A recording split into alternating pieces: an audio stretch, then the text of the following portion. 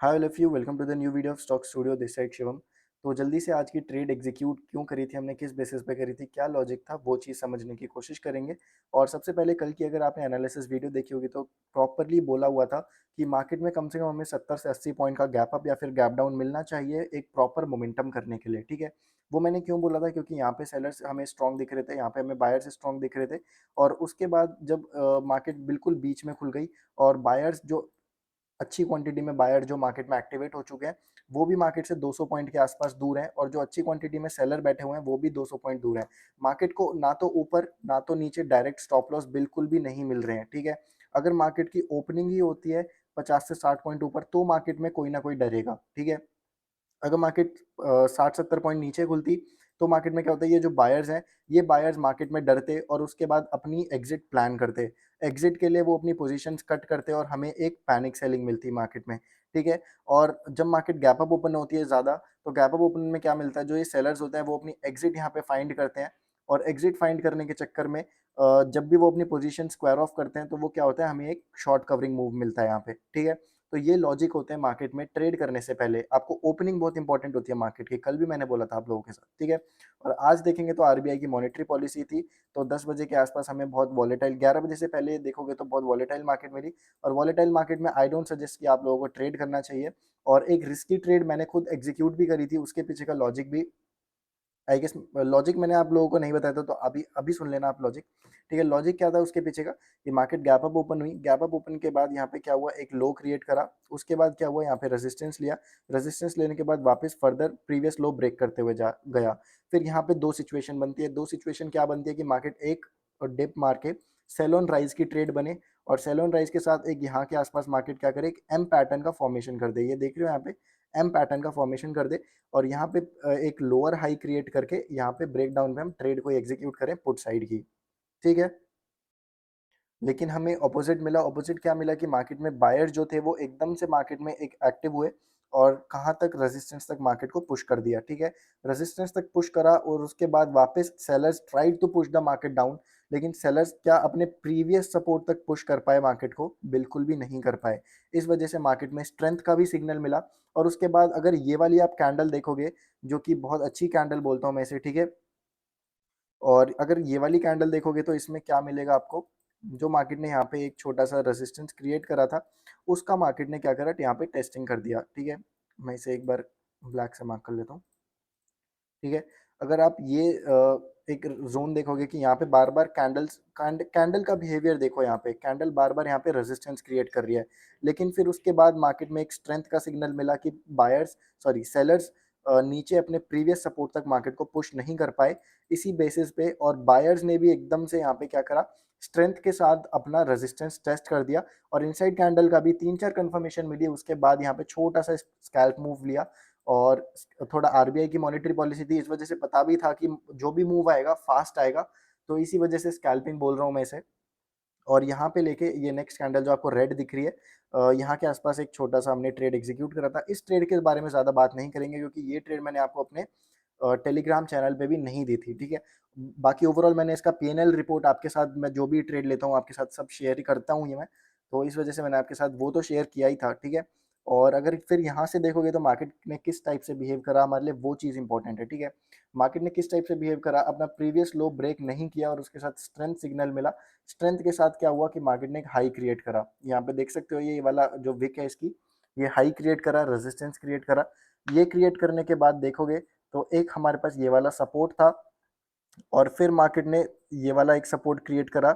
Support create करने के बाद एक ये रेजिस्टेंस क्रिएट करा। अब यहाँ पे आपको क्या मिल रहा है, एक लोअर हाई का पैटर्न मिल रहा है। उसके बाद आपको एक ये क्या मिल रहा है, यहाँ पे ब्रेकडाउन मिल रहा है, सपोर्ट का ब्रेकडाउन मिल रहा है यहाँ पे। ठीक है, ये वाले सपोर्ट का और ये वाले सपोर्ट का आपको यहाँ पे ब्रेकडाउन मिल रहा है। ठीक है, ये चीज़ इंपॉर्टेंट होती है। आप चार्ट में देख क्या रहे हो, चार्ट आपको, मेरे को वो चीज़ बहुत बेकार लगती है जब आप हर पाँच पाँच पॉइंट पे, हर 10 पॉइंट पे क्या करते हो, रेजिस्टेंस सपोर्ट क्रिएट करने लग जाते हो यहाँ पे। ठीक है, ये नहीं करना है आपको। आपको लाइव मार्केट में जो मार्केट में इंपॉर्टेंट लेवल्स अल्टीमेटली बन रहे हैं, आपको वो मार्क करने हैं बस। ठीक है, आपकी जब तक मार्किंग इम्प्रूव नहीं होंगी ना, बंदे साइकोलॉजी, देखो साइकोलॉजी तो एक इम्पॉर्टेंट फैक्टर है ही है, वो तो सबसे ज़्यादा इंपॉर्टेंट फैक्टर है, लेकिन जब तक आपकी एंट्री और एग्जिट इंप्रूव नहीं होगी, तो आप जितनी मर्जी साइकोलॉजी इंप्रूव कर लो, आप ऐसी ट्रेड्स में बैठे रहोगे जहाँ आपको नहीं करनी है ट्रेड्स, आप ऐसी ट्रेड को मिस कर दोगे, ठीक है?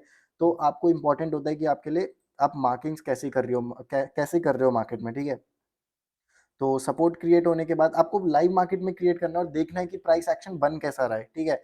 और आपको बहुत ध्यान रखना है कि मार्केट का ट्रेंड कैसा है, क्योंकि बायर के लिए ना ऑप्शन बायर के लिए क्या चाहिए आपको, मार्केट के ट्रेंड के साथ जाना है। अब यहाँ पे दिख रही है पुट की ट्रेड, लेकिन मैंने एग्जीक्यूट करी क्या? नहीं करी। क्यों नहीं करी? क्योंकि हम ओवरऑल अभी बुलिश मोमेंटम में है और उसके साथ क्या है, उसके साथ हमें गैप अप ओपनिंग मिली है। गैप अप ओपनिंग के साथ और सेलर्स यहाँ पे डर रहे हैं, तो हम सेलर्स को, जब सेलर्स ऑलरेडी डर रहे हैं तो हम सेलर्स को फेवर क्यों करें?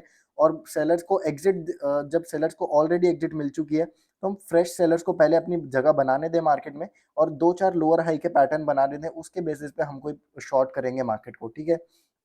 वरना हमें ऑलरेडी बाइंग मोमेंटम में गैप अप मिल चुका है, उसके बेसिस पे ही हम कोई भी ट्रेड एग्जीक्यूट करेंगे, ठीक है?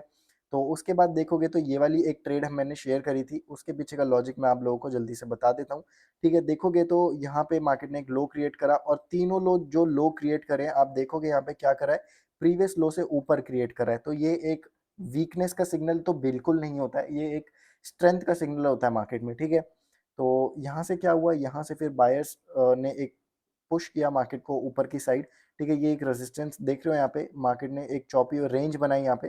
रेंज में हमें क्या देखना है, रेंज में ऑब्जर्व करना है कि रेंज में मार्केट कैंडल कैसी फॉर्म कर रहा है और मार्केट में चल क्या रहा है, ठीक है?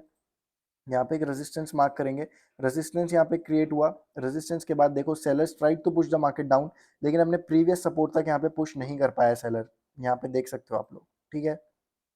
सेलर्स ट्राइड टू पुश, लेकिन मार्केट में वो पुश नहीं कर पाए, ठीक है? इसी के बेसिस पे क्या हुआ, हम देख रहे थे कि फिर ये देखोगे तो एक आपको किस टाइप का पैटर्न मिलेगा, यहाँ पे एक डब्लू टाइप का पैटर्न यहाँ पे मिलेगा और ये जो लो क्रिएट करा है अपने प्रीवियस लो को ब्रेक नहीं कर पाया और उसके बाद नेक्स्ट कैंडल में ब्रेकआउट आ गया। ब्रेकआउट के बेसिस पे ब्रेकआउट एंट्री ली, स्टॉप लॉस इसी कैंडल का लो एक स्टॉप लॉस बनता है हमारे लिए और इसमें हमें कुछ अच्छा यहाँ पे टारगेट अचीव हुआ, ठीक है? देख सकते हो। और यही ट्रेड अगर आप देखेंगे तो मैंने अपने टेलीग्राम पे भी शेयर करी थी प्रीमियम मेंबर्स के लिए। आप भी प्रीमियम मेंबर बन सकते हो, कोई बड़ी बात नहीं है। बस आपको क्या करना है, लिंक जो मैंने डिस्क्रिप्शन में दे रखे हैं, फ्री ऑफ कॉस्ट है, कुछ भी आपको एक भी रुपया पे करने की ज़रूरत नहीं है। आपको बस उस लिंक से अपना अकाउंट ओपन करवाना है और आप मेरे प्रीमियम मेंबर बन सकते हो। देखो मैंने डायरेक्ट यहाँ पे दे रखा है 650 की कॉल आप बाय कर सकते हो, 79 का वो बैठेगा, स्टॉप लॉस 74 का है, ठीक है? आप लोग फॉलो कर सकते हो इसे। और सबसे पहली चीज़, आप अगर लर्निंग पे भी फोकस करोगे ना, सिंपल लर्निंग पे फोकस करोगे तो आपको किसी के टेलीग्राम की ज़रूरत नहीं है, ठीक है? ये मैंने बस एक लर्निंग टेलीग्राम बना रखा है जिससे कि आप लोगों को पता रहे कि मैं कोई भी ट्रेड दे रहा हूँ तो किस बेसिस पे दे रहा हूँ। जब तक आपको लॉजिक समझ में नहीं आएगा, जब तक किसी भी चीज़ का कुछ फ़ायदा नहीं है। अब जिस मर्ज़ी को फ़ॉलो कर लो, ठीक है?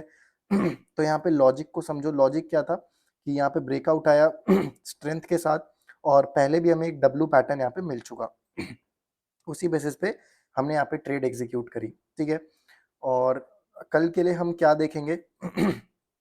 कल के लिए सिंपल सेटअप हमारा बन रहा है। सबसे पहले हम डिस्कस करेंगे कल के लिए 2 इंपॉर्टेंट लेवल्स हैं हमारे लिए। एक ये है इंपॉर्टेंट लेवल जो कि हमारा 760 के आसपास का और एक ये है इंपॉर्टेंट लेवल जो कि है 722 का, ठीक है?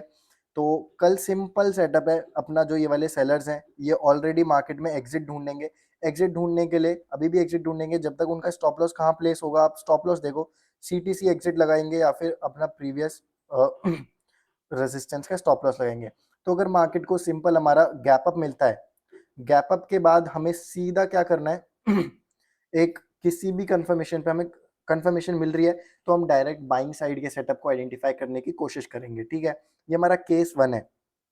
सिंपल बाइंग साइड के सेटअप को आइडेंटिफाई करेंगे हम गैप अप के केस में, ठीक है? ये मेरा ओवरव्यू और होप करता हूँ कि आप लोगों को भी समझ में आ रहा होगा मैं कोई भी चीज़ क्यों बोल रहा हूँ, ठीक है? और सिंपल चीज़, अगर मार्केट में हमें गैप डाउन मिलता है तो गैप डाउन के बाद हम देखेंगे कि मार्केट क्या अपना प्रीवियस डे का जो लो है वो ब्रेक करने की कोशिश कर रहा है। ब्रेक भी नहीं तो क्या, अगर उसने एक बार भी अगर टेस्ट भी कर दिया अपना प्रीवियस डे का लो, तो हम बाइंग साइड के सेटअप को आइडेंटिफाई नहीं करेंगे।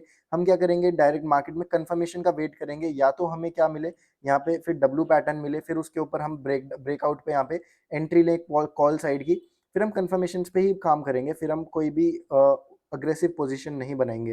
गैप अप के केस में हम बाइंग साइड की अग्रेसिव पोजीशन बनाएंगे कंफर्मेशन पे, लेकिन यहाँ पे क्या करेंगे, एक बार अगर सपोर्ट टेस्ट कर दिया तो यहाँ पे देखेंगे कि मार्केट किस टाइप से बिहेव कर रहा है और अगर वापस ब्रेक करने आता है तो हम शॉर्ट करेंगे डायरेक्टली मार्केट को, ठीक है?